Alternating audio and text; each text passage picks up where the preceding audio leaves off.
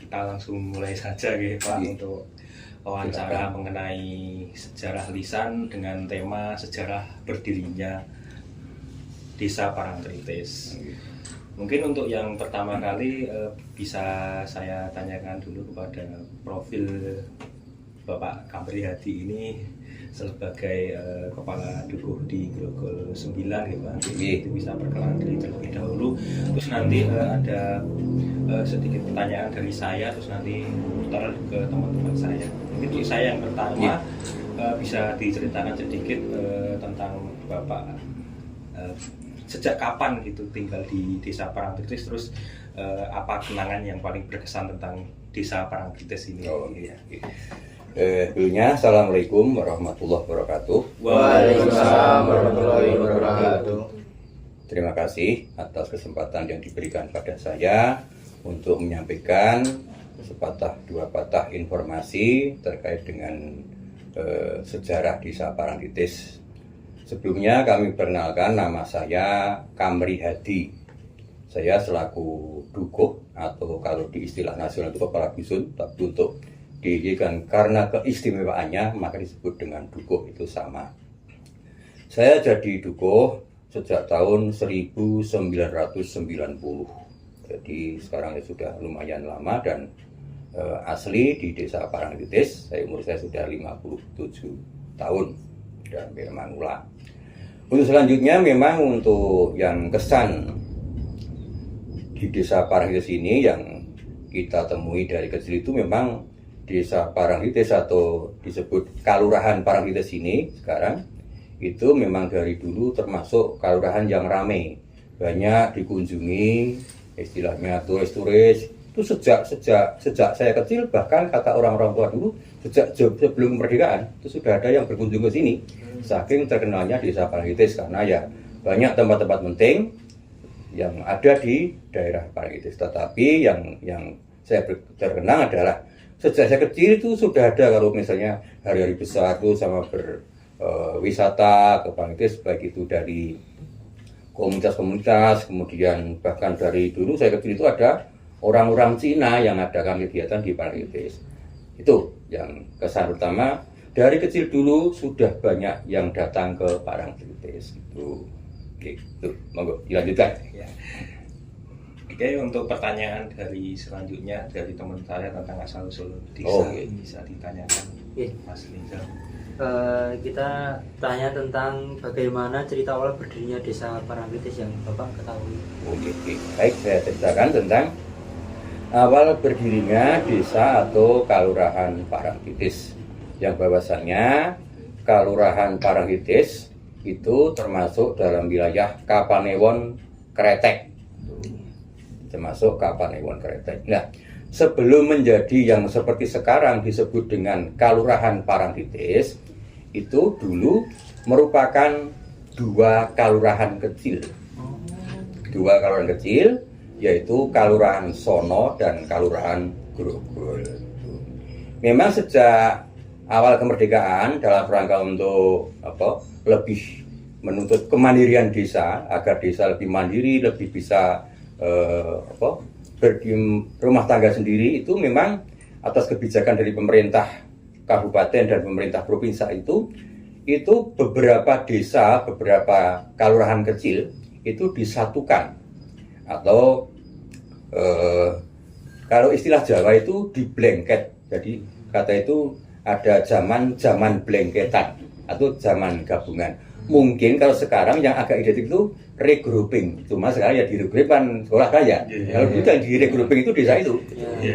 Lah disebut di Kecamatan Kretek dulu itu ada 11 kelurahan kecil.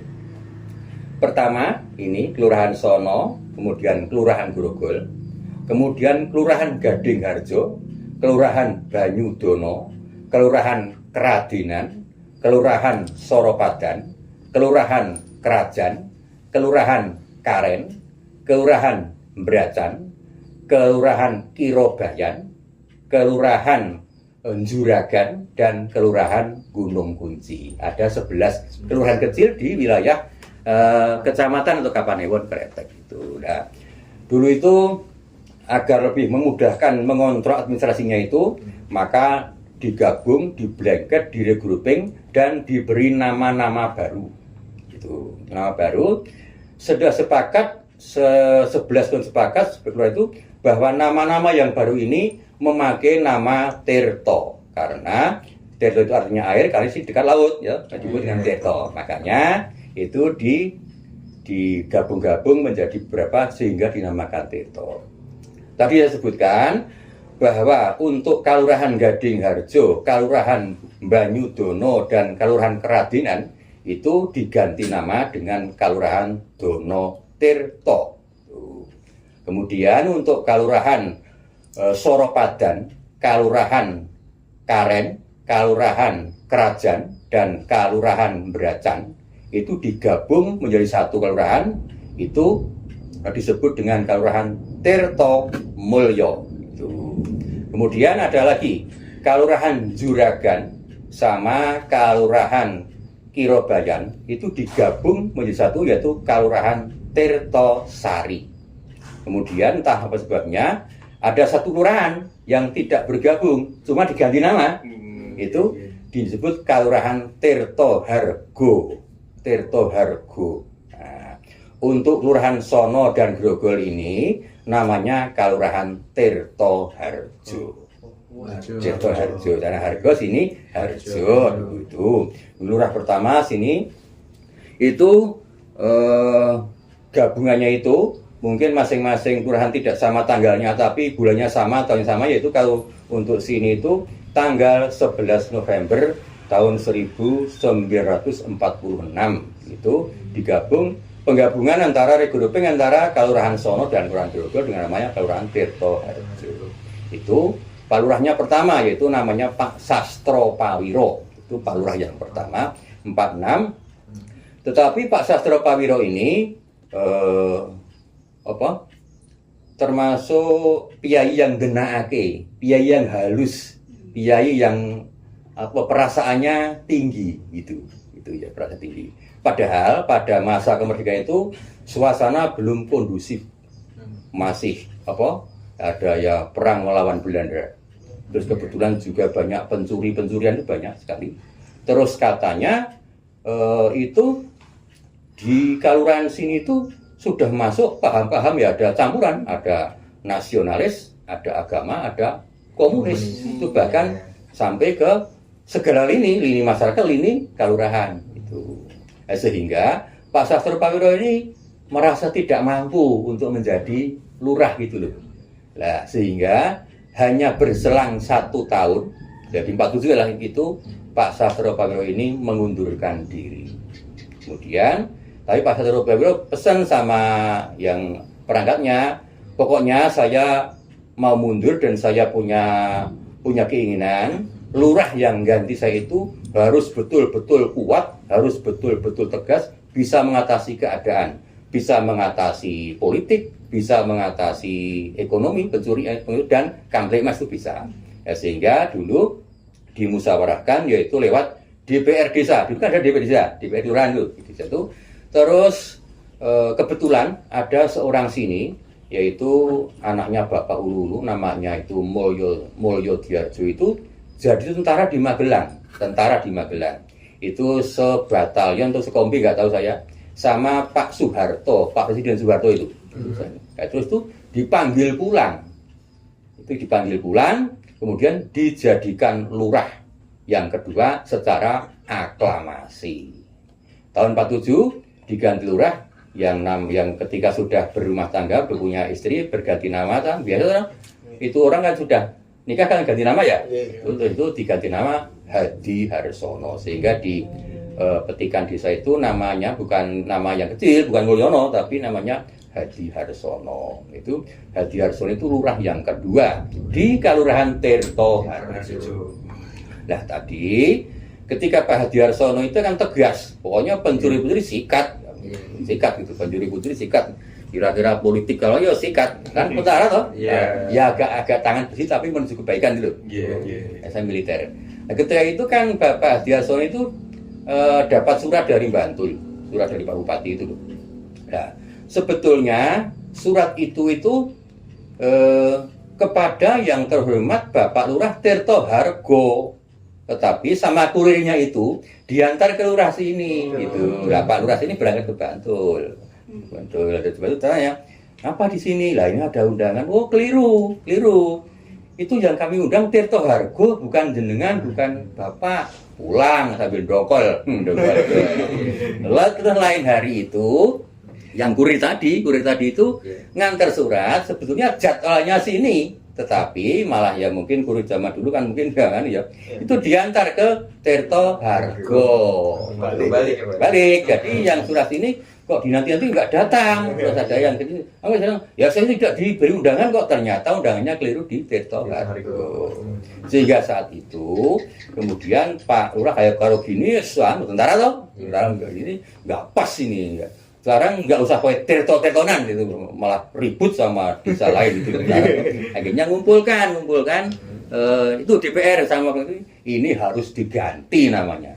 Tidak Tirto Hargo, harus tidak Tirto Hargo, tidak Tirto Harjo, harus diganti. Sehingga pada saat itu muncul beberapa nama, kira-kira diganti apa ya? Itu beberapa nama muncul. Lah kemudian ada ya beberapa muncul itu ada yang menguat, itu adalah nama yang sebelumnya adalah nama sebuah tempat yang di situ tempat itu berupa batu dan selalu meneteskan air.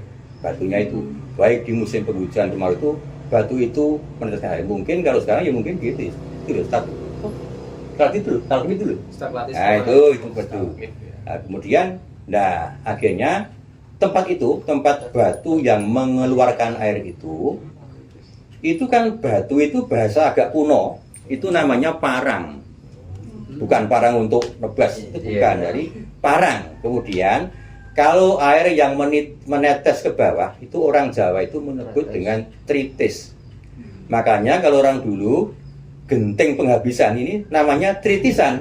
Nah, karena itu tempat, mungkin di daerah sana, di daerah Wonosari, maaf ya, ini kan ada Gua Maria Tritis. Karena di sini ada menetes mungkin ya. Sehingga akhirnya disepakati bahwa nama itulah kita mengambil nama Parang Tritis, nama sebuah batu yang mengeluarkan air, dipakai nama untuk mengganti nama Tirto Harjo tadi. Di alasannya Parang Tritis itu sudah tempat bersejarah, sejak zaman dulu sudah sejarahnya. Bahkan di situ ketika masa dulu itu dibangun sebuah pesanggerahan yang bagus. Pesanggerahan namanya Pesanggerahan Parangtritis, dibangun oleh Sultan HB5, kemudian disempurnakan lagi oleh HB7.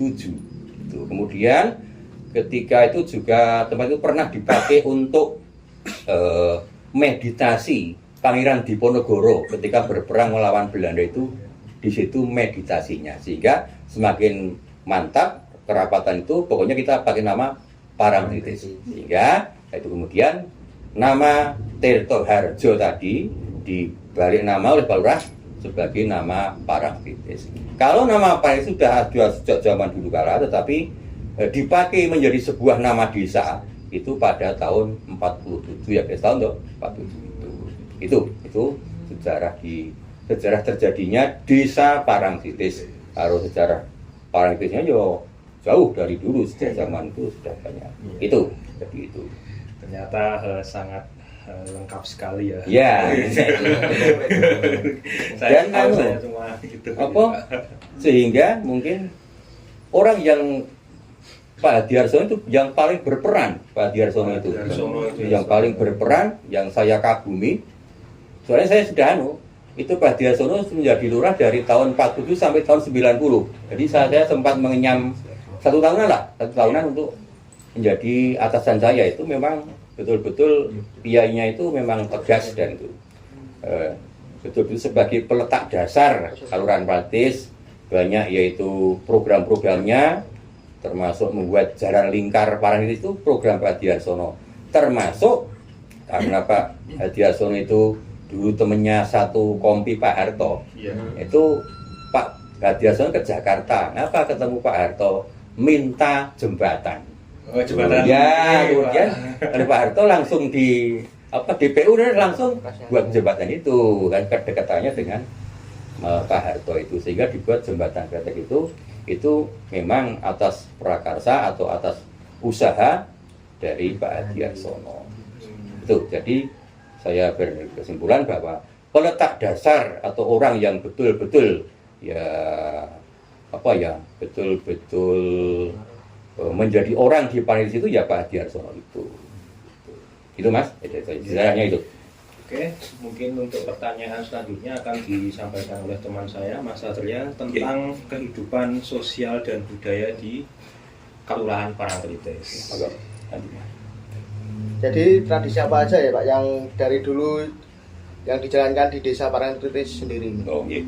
Tradisi ya? Ya, tradisi. Kebetulan saat ini Kelurahan Parangtritis itu termasuk kelurahan budaya. Jadi di DIY tidak semua kelurahan jadi kelurahan budaya.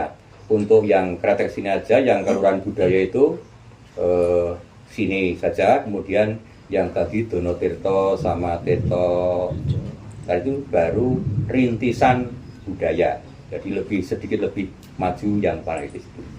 Ya, untuk kelurahan budaya ini memang ada beberapa indikator. Salah satunya adalah pelestarian adat istiadat dan tradisi. Kebetulan untuk di daerah Parangtritis ini banyak sekali adat istiadat tradisi yang memang itu bersambungan dengan adanya beberapa tempat sejarah, beberapa makam yang ada di Parangtritis. Tapi pada umumnya yang mungkin di tempat lain ada, itu tradisi yang sekarang masih dipelihara itu satu, yaitu acara bersih dusun atau bersih dusun atau mereti dusun.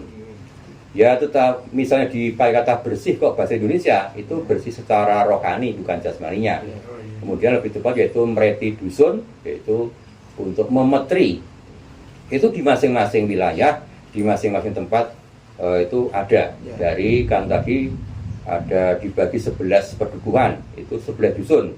Itu di masing-masing dusun ada, cuma mungkin namanya itu agak beda-beda dikit. Tapi intinya yaitu bersih dusun diadakan yaitu setahun sekali, biasanya selepas panen.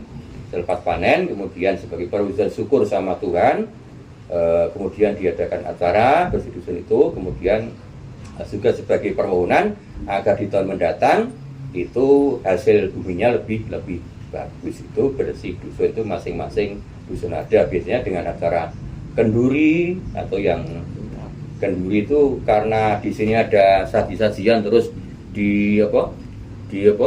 orang resminya itu dinamakan kepungan karena mengepung itu. Kemudian terus malamnya diadakan acara wayang kulit yang intinya ya diambil intisarinya, diambil itibarnya untuk bersama-sama. Itu yang pertama. Kemudian yang kedua tradisi yang ada yaitu nyadran atau dilaksanakan pada bulan Ruwah. Bulan Ruwah ini ada acara nyadran di masing-masing makam. Ya makam banyak, makam putih, makam Tunggul Pulung, makam Belasan, banyak sekali. Nyadran, itu nyadran setiap akhir bulan Ruwah atau bulan Syakban itu acara nyadran. Kemudian itu bersih jadi ya nyadran ya. Kemudian ada lagi, mungkin tidak semuanya, tapi mungkin di daerah tertentu itu juga adat istiadat yang berhubungan dengan tempat itu. Misalnya di dusun Mancingan, karena Mancingan di dekat laut, itu ada acara adat yang sejatinya merupakan pengembangan dari bersih tadi, yaitu acara yang disebut dengan Bekti Pertiwi Pisungsung Jaladri. Bekti Pertiwi itu ya sedekah bumi, Pisungsung Jaladri kan laut toh, itu sedekah laut. Itu sama, ya kepungan, Nangga Bayang cuma ditambah dengan adanya arah-arahan labuan itu di Cibeton itu. Kemudian di sebelah barat itu ada sedekah TPI Depok. Itu sedekah laut tetapi hubungan dengan nelayan. Ya. Kemudian di komunitas tertentu peternak itu ada yaitu namanya tradisi Anggoro Kasit atau among-among sapi. Jadi setiap itu kan setahun sekali itu sapi itu dimuliakan. Karena kan dulu kan sapi kan diperjakan untuk bajak untuk di sawah itu toh. Nah ketika itu sudah selesai bajak sawah, kemudian istirahat toh, kemudian dimuliakan, diberi minum yang yang enak, diberi rumput-rumput yang enak, kemudian kadang-kadang diberi bunga, dihias, kemudian itu namanya acara Anggoro Kasih. Itu sebagian dari tradisi, mungkin banyak lagi, tapi yang saya sebutkan besar. Dan ada lagi, meskipun bukan masyarakat sini itu di Parangtritis sini ketika menjadi tempat orang masuk mulanya itu ada banyak, yaitu labuan-labuan. Labuan itu hampir semua berpusat di Parangtritis. Pertama, Labuan Keraton Yogyakarta. Itu setiap akhir bulan Rajab. Itu labuan di sini setahun sekali. Itu dari Jogja, kemudian nanti mampir di kantor Kapanewon, ada serah terima dari keraton ke bupati, kemudian diserahkan ke juru ini, kemudian dibawa ke Parangkusumo. Labuan Keraton. Kemudian itu Labuan Jaladri ada, Labuan Keraton ada, Labuan Nelayan ada, kemudian juga ada labuan dari kepercayaan. Itu juga melabuh di sini. Itu tiap tanggal 15 Muharram atau tepatnya 15 Suro. Kadang nggak sama ya. Itu 15 Suro itu dari Yayasan Hondo Dento. Bukan Honggo tapi Hondo. Apa Hondo Dento? Hondo itu ondo atau tangga. Dento itu gading. Gajah betul. Gading kan. Gajah. Jadi itu artinya tangga terbuat dari gading. Jadi kepercayaan itu mengisbatkan jalan menuju ke Tuhan dengan melewati tangga yang terbuat dari gading. Kemudian setiap sebelum acara Nyepi itu umat Hindu ke sini mengadakan acara Melasti di pantai Parangkusumo. Karena kebalikan, karo ini bukan labuh tapi mengambil air. Namanya ngamit tirtaring segara. Itu diambil kemudian untuk upacara yang agama itu tadi. Kemudian ada tempat lain yang masih di kawasan ini, ada namanya Labuan Cino. Itu tiap bulan Juni-Juli. Itu orang-orang Cina ke sini. Itu kalau bahasa sana menyebutnya dengan Pehcun, upacara Pehcun. Itu setahun sekali di sini. Itu di pantai Parangtritis. Ya biasa, Cina ya ada, mungkin ada mendirikan telur, nanti ada barongsai, ada itu yang ada di sini ada. Jadi itu ada di adat yang ada di sini. Yang besar besar, yang kecil banyak tapi juga ada. Gitu. Terus selanjutnya itu apakah ada perubahan dalam cara masyarakat untuk melaksanakan tradisi tersebut pada saat ini? Ya betul. Untuk perubahan saya kira pertama rubah tujuannya. Kalau dulu mungkin tujuannya untuk kirim leluhur, untuk kirim dayang, adanya itu danyang semoro bumi itu kan itu. Tapi sekarang kan ketika agama sudah masuk mendalam di masyarakat, sudah tahu, kemudian dirubah tujuannya, yaitu untuk rasa bersyukur pada Tuhan, sudah diberikan rezeki, jadi ikannya juga banyak ketangkap, padinya hasil bumi juga bagus, wisata juga lancar, kemudian bersyukur, kemudian juga sebagai permohonan pada Tuhan. Besok untuk tahun depan lebih bagus lagi, lebih lancar lagi. Tadi rubahnya itu cuma pertama tujuannya. Dulu itu lebih ke mungkin ya ke roh-roh halus, sekarang ya meskipun mungkin sedikit 1-2 tapi lebih dominan yang ke arah kepada Tuhan. Kemudian memang ada pengembangan karena lebih menarik wisata. Kalau dulu itu nggak ada arah-arahan di pinggir laut. Nah, sekarang ada, karena kan wisata jadi masuk gitu. Bahkan di yang ternak tadi, yang among sapi tadi, kalau dulu cuma ngomong, sekarang dikembangkan arah-arahan sapi. Ada juga arah-arahan sapi itu, kirap sapi itu loh, itu dikirapkan. Itu pengembangan gitu loh, pengembangan, nggak ada pakemnya dulu, nggak ada, saya pengembangan sekarang. Ya karena cenderung lebih meriah, rame dan saling mendukung sehingga ya diiyakan gitu. Itu pengembangannya. Terus selanjutnya itu bagaimana pengaruh dari wisatawan terhadap budaya tersebut, Pak? Saling mempengaruhi dan saling mendukung. Jadi adanya wisata kan, misalnya budaya dikembangkan, menara wisata bisa masuk gitu. Terus adanya budaya, mungkin wisata juga dapat terhibur. Jadi saling mendukung, saling mempengaruhi dan saling mengembangkan diri antara satu sisi budaya dan satu sisi wisata. Cuma mungkin ada budaya yang kira-kira nggak cocok, ya mungkin lama-lama ditinggalkan. Budaya ya, Iya. karena tradisi kan budaya kan macam-macam. Iya. Gitu. Ya mungkin itu tadi pertanyaan tentang terkait dengan budaya yang Iya. dari Mas Satria ya Pak Kapri. Oke. Untuk selanjutnya ada pertanyaan dari Mas Dimas mengenai ekonomi. Nah, ditinjau dari sisi ekonomi dan mata pencariannya. Silahkan Mas Dimas. Baik Pak, jadi pada masa lalu itu di desa Parangtritis itu masyarakat banyakkan bekerja sebagai apa ya Pak, atau mata pencariannya? Oh, okay. Ketika zaman dulu itu desa Parangtritis itu termasuk desa yang paceklik karena sistem sawahnya itu karena sini kebanyakan mata pencahariannya petani dan sini belum ada irigasi teknis sehingga paceklik cuma menggantungkan air hujan yang ada dan nanam padimun, padinya setahun sekali, padi yang berumur panjang, kemudian terus ya paceklik itu mungkin kalau musim kemarau dibiarkan di sawah itu nggak ditanami apa-apa karena itu kemudian cuma sampingannya ya ada yang cari di laut, cari undur-undur, cari ikan sampai skala kecil itu. Kemudian ketika sudah mau ada perubahan itu ketika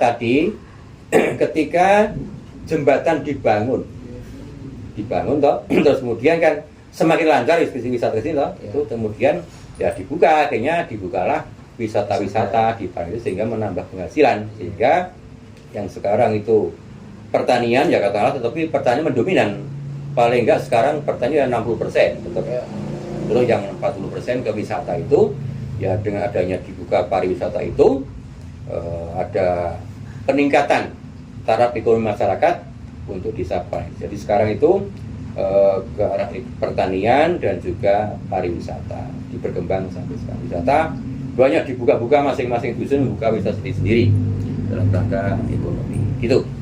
Jadi berkat jembatan itu ya Pak? Salah satunya jembatan dan juga mulai sekarang ini tetap karena mengambil air dari sungai nggak ada itu ada teknologi yang karena tingkat pendidikan masyarakat semakin tinggi sehingga tadi yang ketika zaman dulu sawah ketika musim kemarau cuma dibiarkan saja kemudian ditanami palawija hortikultura itu ada bawang merah dan kemudian bawang merah lagi dan bawang lombok. Nah, sekarang musimnya pola tanamnya itu sudah disusun oleh Gapoktan gabungan kelompok tani itu ada yaitu padi, palawija dan palawija. Palawijanya itu kadang 3 kali kalau musimnya dukung. Padi, bawang merah, cabai. Itu meningkat. Ketika itu sudah pola pikir masyarakat lain kalau nanam padi itu cuma untuk konsumsi sendiri, tapi untuk yang tingkatnya ekonomi itu lebih menjadikan yang palawija yaitu terutama bawang merah dan itu lombok atau cabai itu. Nah, ketika sekarang maju itu sekarang ada teknologi yaitu listrik masuk sawah. Karena sini kan nggak ada air irigasi ya. Itu di masing-masing sawah itu dipasangi listrik.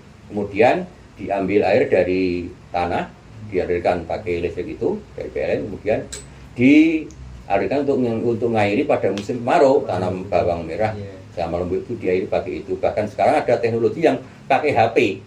Jadi dari rumah itu pakai HP itu, gitu nanti kan canggih. Nah gitu, kan sudah itu. Jadi, mata. Selanjutnya Pak, terkait apakah ada pergeseran mata pencarian dari generasi tua ke generasi muda Pak? Jelas ada. Yang dulu generasi itu cuma pertanian saja, tapi generasi muda sekarang kan arah ke wisata nih. Wisata ada wisata mulai dari timur ke barat itu bertebaran tempat wisata. Mulai dari barat itu ada yang ke ikan itu dari Lagunan Depok, kemudian Pantai Depok, kemudian nanti ada Pantai Topeng Mas, kemudian ada lagi Pantai Lorong Cemoro, ada lagi Pantai Talwolu, kemudian itu Pantai Pelangi, terus Pantai Cemoro Sewu, Pantai Taman Gumuk Pasir, terus Pantai Barcan, Pantai Widuri, Pantai Parangkusumo, Pantai Parangtritis dan Pantai Parangendok. Itu kan dikelola oleh masing-masing dusun. Kemudian sekarang juga ketika sudah ada HP atau listrik sawah, itu sekarang pun untuk generasi muda ini tetap selain wisata tetap melirik ke pertanian karena sudah tahu menjanjikan pertanian itu. Ketika kita bawang merah itu hasilnya luar biasa, tapi kan ya biaya luar biasa, tapi hasilnya bagus itu. Sekarang telah dibentuk yaitu petani milenial. Sini sudah ada petani milenial untuk desa Parangtritis itu ada sekarang. Dan itu khusus generasi muda yang senang ke arah pertanian, yang senang mencebur ke sawah, yang senang tapi hasilnya lumayan. Cuma badannya agak gelundut sedikit. Enggak gitu. Petani Pak. Enggak. Ya mungkin bisa langsung dilanjut ke teman saya yang selanjutnya. Oke Pak, untuk pertanyaan pertama, apakah ada bencana alam besar yang pernah mempengaruhi di desa Parangtritis ini Pak? Kalau untuk bencana besar saya kira hampir sama untuk kawasan Jogja Bantul ini, yaitu gempa bumi. Itu tanggal 27 Mei tahun 2006 itu di mana-mana ada termasuk di sini. Cuma sini itu ya tidak begitu parah karena menurut ya orang-orang geodesi itu geologi itu situ ada di bawah bumi itu ada batu yang lumayan untuk nenangke tanah itu jadi kan itu. Kebetulan sini tuh yang rusak parah juga nggak banyak dan rusak sedang dan rusak ringan. Termasuk yang ada di kawasan pantai itu mah nggak rusak sama sekali. Sini karena mungkin ini ada sambungan ke Pegunungan Seribu. Itu jadi bencana itu cuma ya tetap panik saat itu. Iya. Itu bencana yang paling satu gempa bumi, kemudian kedua ya sering banjir karena di pinggir ereng-ereng kan dari sana lari ke sini semua airnya, nggak mungkin kalau nggak banjir toh. Tapi ketika sudah saluran pembuangan itu lancar dibuang depo itu ya biasa banjir 1 jam 2 jam biasa, tapi sudah surut itu. Oke. Baik Pak, untuk pertanyaan yang selanjutnya itu bagaimana pengalaman Bapak saat peristiwa itu telah terjadi? Ya pertama kita panik, terus menyelamatkan keluarga, kemudian kita pada saat itu terus berkoordinasi dengan sini kan saya konsulta dengan Pak RT, mungkin dengan PKK, dengan Taruna, bagaimana sikapi mungkin ketika kan yang ditolong pertama kan mungkin yang lansia, kemudian yang balita, ibu-ibu yang hamil itu kan ditolong pertama, kemudian dibuatkan tenda-tenda itu, kemudian itu yang buat tenda-tenda ya dari Pak RT itu buatkan bersama-sama. Terus kita saat itu ya yang karena kita perintahkan untuk cari bantuan, cari sembako itu ke Jogja sampai kemana ya itu kan ada tuh relawan-relawan gitu kan di sini kata itu malu menjaga. Itu pengalaman saya. Jadi koordinasi, kemudian saat itu ada bantuan dari pemerintah untuk membuatkan rumah yang tahan gempa itu dulu pernah ada. Itu. Selanjutnya Pak, pembangunan apa saja yang paling mengubah di wajah desa ini? Mungkin kami ulangi lagi, pembangunan yang satu adalah jembatan. Tadi kan mengubah penghidupan itu jadi sangat lancar. Kemudian pembangunan yang sekarang ini tahap pengerjaan yaitu pembangunan jalur lintas selatan JCLS itu yang menghubungkan untuk mungkin dari Kulon Progo ke Bantul nyambung, kemudian sambung Gunung Kidul sehingga bisa tersambung di daerah itu. Sekarang baru tahap pengerjaan yang ruas Grogol Giri Jati sekarang baru dikerjakan sudah 2 tahun tapi belum selesai karena medannya lumayan sulit. Kemudian mungkin perpanjangan nggak tahu saya. Tapi itu dengan dibangunnya itu termasuk itu yang punya peranan di dalam kemajuan di Parangtritis. Kemudian ketiga adalah dibukanya beberapa wisata. Ya sini kan macam-macam wisatanya, ada wisata kuliner, ada wisata konservasi penyu, ada wisata ilmiah gumuk pasir yang katanya cuma ada di Indonesia dan Meksiko. Kemudian ada wisata religi di Parangsumo, ya tadi Labuan di situ ada wisata pantai, Parangtritis di sini ada. Itu. Jadi wisata, jembatan dan JCLS itu yang paling pokok. Ya, Enggak. itu Pak Kamli, sebelum lanjut ke Mas Taufik dalam wawancara secara lisan ini, mungkin alangkah baiknya kita stop dulu videonya untuk mengubah scene-nya nantinya di depan sini ya Pak ya. Oke Pak, untuk pertanyaan selanjutnya itu mengenai identitas dan nilai lokal. Nah, jadi menurut Bapak, apa hal yang membuat desa Parangtritis ini berbeda dengan desa yang lain? Ya, desa Parangtritis jelas berbeda dengan yang lain. Pertama, sini yang berkaitan dengan budaya, sini banyak peninggalan sejarah yang ada di, atau katakanlah cagar budaya yang ada di Parangtritis ini membedakan dengan desa yang lain, sehingga desa sini termasuk desa atau kelurahan budaya. Yang lain itu belum ada. Kemudian ada sini ada yang dirawat keraton itu ada makam Syekh Maulana Maghribi, makam Syekh Belabelu, sama petilasan Parangkusumo, kemudian petilasan Parangtritis dan pemandian Parangweda. Itu satu, itu yang membedakan dari sini. Terus ini punya daya tarik wisata pantai, wisata laut, sehingga banyak yang ke Parangtritis. Sehingga tahun 2025 ini untuk Kelurahan Parangtritis itu menjadi juara 1, yaitu untuk penghasilan asli desa sini dibanding dengan kabupaten di Bantul. Sini juara 1 kabupaten Bantul dalam hal penghasilan asli desa. Itu membedakan antara desa Parangtritis dan desa yang lain. Itu perbedaannya, saya kira itu. Oke, jadi kan perbedaan ya Pak sama desa yang lain. Lalu untuk yang selanjutnya, bagaimana masyarakat menjaga tradisi dan kearifan lokal di tengah arus globalisasi?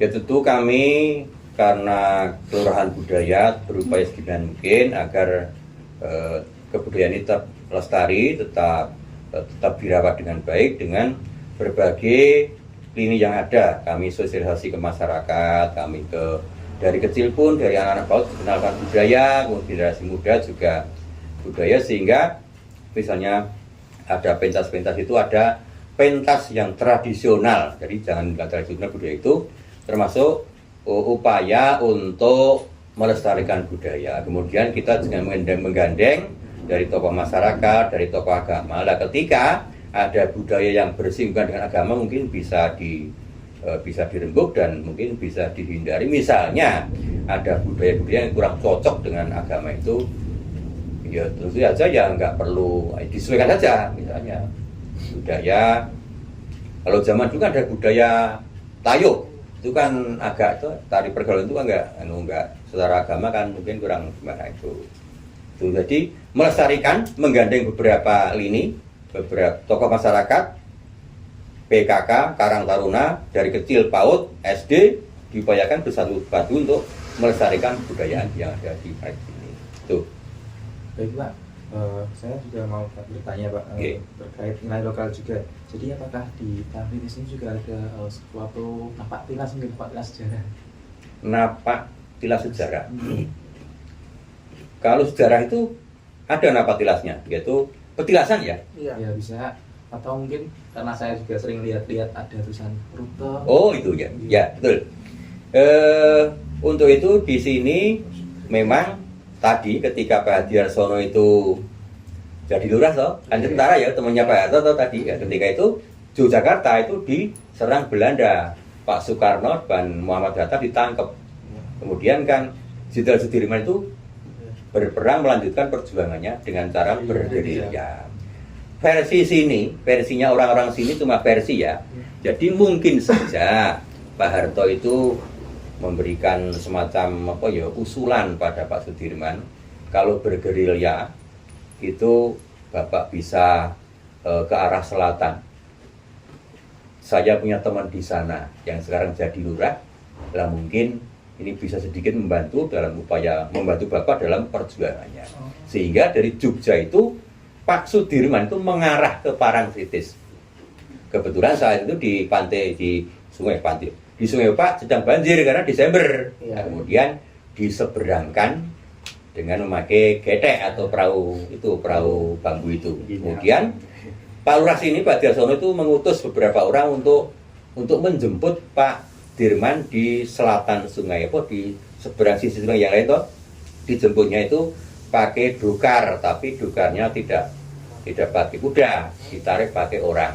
Kemudian Pak Dirman itu langsung ke dokar sini, kemudian dibawa ke sini, lewat sini ini yang dari Napatilas ini, ke rumahnya Pak Lurah. Pak Diarsono itu di situ Pak Dirman menginap semalam di situ. Makanya di situ ada bangunan yang termasuk cagar budaya, itu rumah singgah Jenderal Sudirman yang sudah ada nomornya Dinas Kebudayaan DIY cagar budaya itu.